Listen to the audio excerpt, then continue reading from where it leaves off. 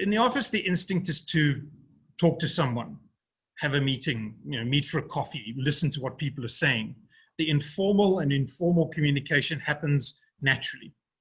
In typical office environments, there is synchronous and asynchronous communication, but they're used in an odd way. We, as human beings, we're conditioned to work in synchronicity. We're in synchronicity now. This is direct, it's immediate. It requires your availability, my availability, your presence, and my presence. With asynchronous communication, there is no expectation of an immediate response, and it doesn't require any availability and any presence. And this is one of the areas where there are challenges when we look at hybrid environments. So a company that has some people in the office and some people working remotely end up with a situation where the office people are working in synchronicity and the remote people are ideally working in an asynchronous manner with a little bit of friction, because people in the office are wondering why there is not an immediate response to their communication. So all of the successful remote companies work predominantly asynchronously. So let's explore the difference between an office and a remote environment. And let's look at the communication architecture. And this is a fascinating set of slides that I think you will find enjoyable.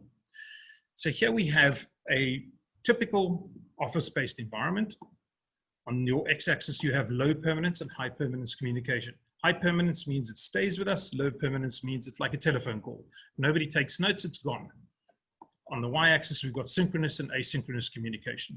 So in most companies, communication happens in synchronicity. So it's meetings, one-to-ones, all hands, bumping into somebody. It's a hallway conversation. Phone calls can be sort of semi-synchronous. You have, you can leave a message or you can respond immediately.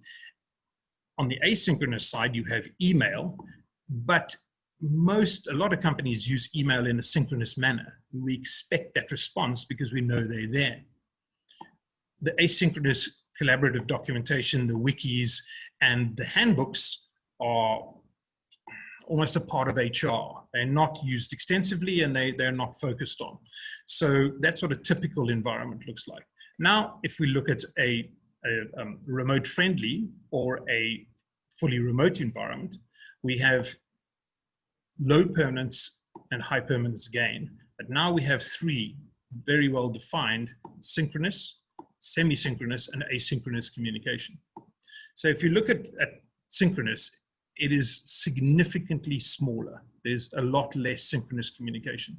Everything has to be in person and planned ahead of time, and they happen less often.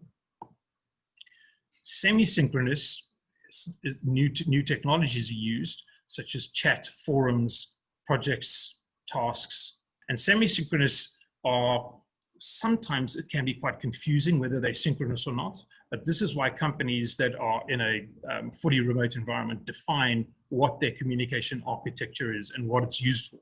This is what we use these tools for, nothing else.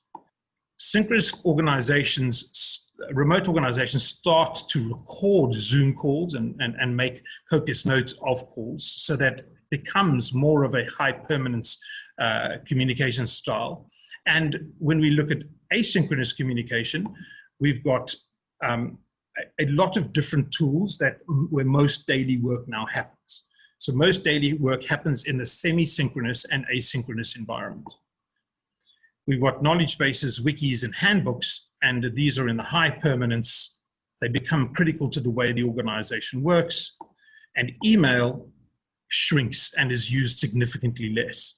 So we've got a situation where you can see how the change from working in an office to working remotely or in a remote friendly environment, you can see how these, depending on how you're going to take your business forward, your business will need to adapt.